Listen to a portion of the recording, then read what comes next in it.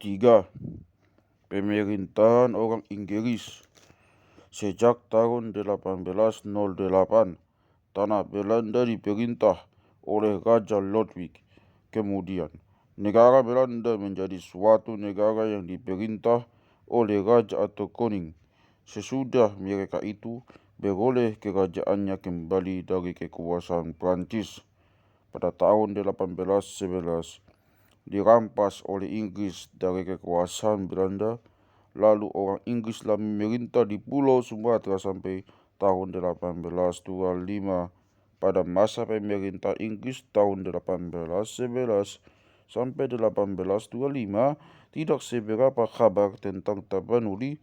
Hanya yang istimewa ialah Tuan Bukton, seorang Inggris, pendeta Masehi, datang ke Sibolga pada tahun 1824, berusaha memasukkan agama Kristen kepada orang Batak di Lembah Selindung. Sesudah ia mempelajari bahasa dan adat orang Batak, ia langsung pergi ke Selindung, tetapi orang Batak tak mau menerima dia, lalu ia pulanglah ke negerinya. Sejak itulah mulai ada perhatian orang Inggris tentang tanah Batak.